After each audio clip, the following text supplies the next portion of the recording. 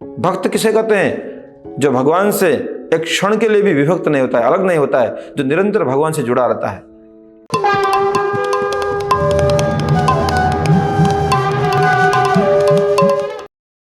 हमें सुबुद्धि और दुर्बुद्धि कौन देता है?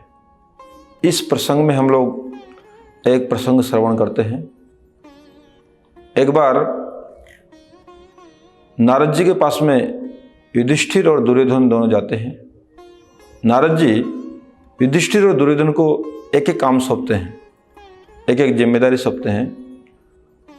नारद जी युधिष्ठिर को बोलते हैं, हे युधिष्ठिर, इस संसार का सबसे खराब व्यक्ति कौन है उसको खोज के लाओ। और दुर्योधन को क्या जिम्मेदारी देते हैं? इस संसार का सबसे अच्छा आदमी कौन है, सबसे गुणवान आदमी कौन है, सबसे ज्ञानी आदमी कौन है, उस आदमी को खोज के मेरे पास मिलाओ, मैं उस आदमी से मिलना चाहता हूं। तब दोनों जो है नारद जी को प्रणाम करके अपने अपनी सेवा में निकल जाते हैं, भ्रमण करते हैं। युधिष्ठिर महाराज धर्मात्मा हैं और भगवान कृष्ण के परम भक्त हैं, भगवान कृष्ण के परम शरणागत हैं। इसलिए भगवान कृष्ण उनको जो है सद्बुद्धि प्रदान कर रहे हैं और उनके अंदर वो स्वाभाविक एक प्रवृत्ति है, जो भगवान की भक्ति करता है, जो धर्म आचरण करता है, उसके अंदर अनंत सद्गुण अपने आप आ जाते हैं। सद्गुण के लिए उसको प्रयास करना नहीं पड़ता है। तो युधिष्ठिर महाराज देख रहे हैं, जिस भी व्यक्ति को देखता है उसके अंदर कुछ न कुछ गुण उसको नजर आ जाते हैं और वो गुण अपने से ज्यादा नजर आते हैं। जब उसके साथ में अपने को तुलना करता है तो अपने को छोटा पाता है, उसको श्रेष्ठ पाता है। ऐसे करते करते एक आदमी, दो आदमी, 10 आदमी, 50 आदमी, ऐसे से युधिष्ठिर महाराज भ्रमण कर रहे हैं और सबके अंदर कुछ न कुछ गुण पा रहा है और अपने अंदर दोष ज्यादा पा रहा है। युधिष्ठिर महाराज ऐसे भ्रमण करते करते वापस नारद जी के पास में आते हैं। नारद जी के चरणों में दंडोत प्रणाम करते हुए बोलते हैं, हे नारद जी, हे गुरुवर, इस संसार का सबसे खराब आदमी आपके चरणों में दंडोत प्रणाम कर रहा है। मैं ही इस संसार का सबसे खराब व्यक्ति हूं, मैं ही इस संसार का सबसे निकृष्ट व्यक्ति हूं। क्यों? क्योंकि मेरे अंदर सबसे ज्यादा दुर्गुण है। इस संसार में प्रत्येक व्यक्ति के अंदर मुझे कुछ न कुछ गुण दिखाई दिए हैं और सबसे मुझे कुछ न कुछ सीखने को मिला है। मैंने सबसे बहुत कुछ सीखा है, किंतु मैं जो है दुर्गुण से संपन्न हूं, मेरे अंदर दोष ही दोष है। और जब मैं अपने अंदर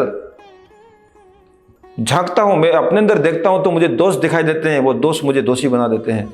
इसलिए मैं इस संसार का सबसे निकृष्ट व्यक्ति हूं, मैं आपके चरणों में शरणागत हूं, मेरा आप उद्धार करिए।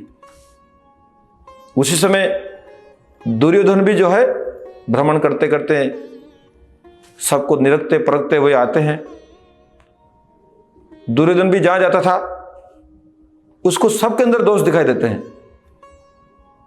उसको किसी के अंदर गुण नहीं दिखाई दे रहा, वो और गुण केवल अपने अंदर देख रहा है। वो नारद जी के पास में आके खड़े हो जाते हैं और बोलते हैं, हे गुरुवर, आपने मुझे संसार का सबसे खराब, सबसे अच्छा व्यक्ति खोजने का जिम्मेदारी दिया था कि इस संसार का सबसे अच्छा व्यक्ति कौन है। वो अच्छा व्यक्ति मैं ही हूं। क्यों? क्योंकि मेरे अंदर सबसे ज्यादा गुण है। सारे संसार के व्यक्तियों में मुझे दुर्गुण दिखाई दे, मेरे अंदर गुण दिखाई दे, इसलिए मैं सबसे अच्छा व्यक्ति हूं। यहां पर कौन किसको बुद्धि दे रहा है, हम लोगों को सोचने की जरूरत है। दुर्योधन माया का भक्त है, दुर्योधन भगवान की भक्ति नहीं करता है, दुर्योधन अहंकार में जीता है, दुर्योधन मैं और मेरा इस भाव में जीता है।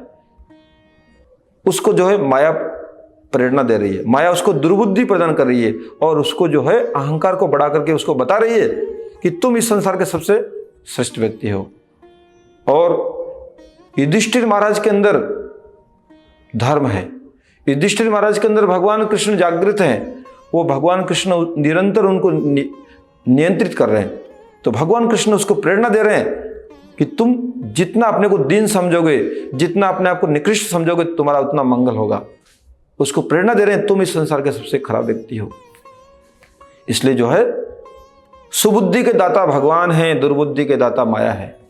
इस प्रसंग में गीता में भगवान कृष्ण अर्जुन को बोलते हैं, तेषां सतत युक्तानां भजतां प्रीतिपूर्वकं ददामि बुद्धि योगम तम येन माम उपयान्ति ते। तेषां सतत युक्तानां भजतां प्रीतिपूर्वकम ददामि बुद्धि योगम। गीता में भगवान कृष्ण बोल रहे, मैं उसको सद्बुद्धि देता हूं, मैं उसको सद्बुद्धि प्रदान करता हूं। किसको प्रदान करता हूं? तेषां सतत युक्तानां, जो निरंतर मुझसे युक्त रहता है, मुझसे जुड़ा रहता है, मुझसे एक सेकंड के लिए भी विभक्त नहीं होता है। भक्त किसे कहते हैं? जो भगवान से एक क्षण के लिए भी विभक्त नहीं होता है, अलग नहीं होता है, जो निरंतर भगवान से जुड़ा रहता है। इसलिए बोला है तेषां सतत युक्तानाम, जो निरंतर भगवान से जुड़ा रहता है, जो ऐसा भक्त हो। भजताम प्रीतिपूर्वकम, और जो प्रीतिपूर्वक मेरी उपासना करता है। इस संसार में ज्यादा से ज्यादा उपासना करने वाले बहुत मिल जाएंगे। 24 घंटा उपासना करने वाले, 22 घंटा उपासना करने वाले, 20 घंटा उपासना करने वाले, किंतु वो लोग प्रेम से नहीं कर पाते हैं, निरंतर प्रेम से नहीं कर पाते हैं। इसलिए किसको मैं सद्बुद्धि प्रदान करता हूं? तेषां सतत युक्तानां भजतां प्रीतिपूर्वकम, जो निरंतर मुझसे युक्त है, मेरा निरंतर स्मरण करता रहता है और प्रीतिपूर्वक मेरी सेवा करता है, मेरा भजन करता है, ऐसे भक्त को मैं सद्बुद्धि प्रदान करता हूं। सद्बुद्धि और दुर्बुद्धि, सुबुद्धि और दुर्बुद्धि क्या है? सुबुद्धि का अर्थ है जो आपको सद मार्ग पर ले जाएगी, जो आपको धर्म के मार्ग पर ले जाएगी, जो आपको ईश्वर की तरफ ले जाएगी, जो आपसे समाज के मंगलजनक काम कराएगी।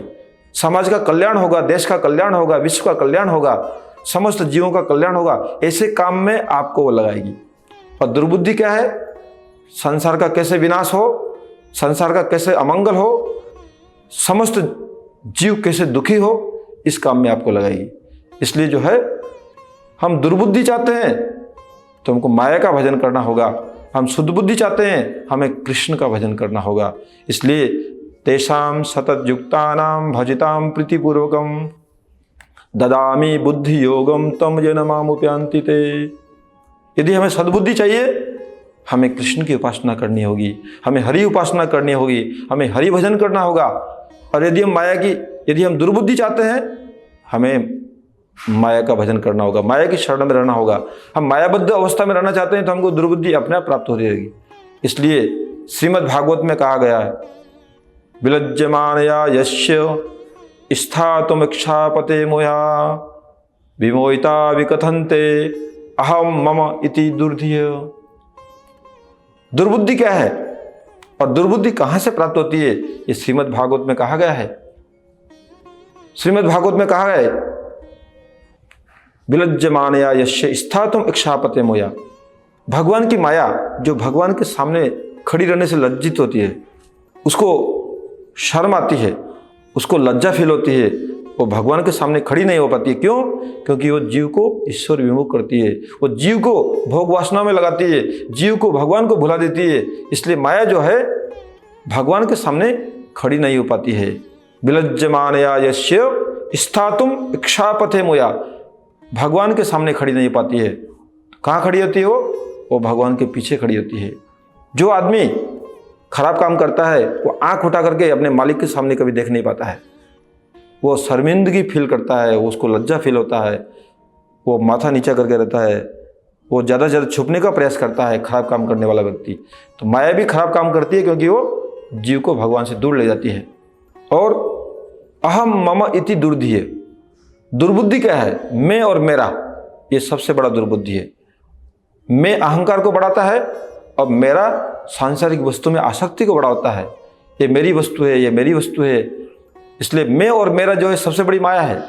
यदि हम दुर्बुद्धि चाहते हैं, आसक्ति को बढ़ाना चाहते हैं, मैंपन को बढ़ाना चाहते हैं, कर्तव्यमान को बढ़ाना चाहते हैं, अहंकार को बढ़ाना चाहते हैं, सांसारिक वस्तुओं में आसक्ति बढ़ाना चाहते हैं, तो हमें ईश्वर की उपासना नहीं करनी होगी। यदि हम ईश्वर की उपासना करना चाहते हैं तो हमको सद्बुद्धि प्राप्त होगी, दुर्बुद्धि हमारी नष्ट हो जाएगी। इसलिए जब तक हम माया की शरण में रहेंगे, माया के मार्गदर्शन में चलते रहेंगे तब तक हमको इसी प्रकार का दुर्बुद्धि प्राप्त होता रहेगा। इसलिए हम सद्बुद्धि चाहते हैं, हमें कृष्ण का भजन करना होगा। यदि हम दुर्बुद्धि चाहते हैं, हम नरक में जाना चाहते हैं, हम अपना पतन करना चाहते हैं, अपने चरित्र को भ्रष्ट करना चाहते हैं, हम अधार्मिक बनना चाहते हैं, तो हमको माया की उपासना करनी होगी, हमको माया की शरण में रहना होगा। इसलिए हम क्या चाहते हैं यह हमारे ऊपर निर्भर करता है। हरे कृष्ण।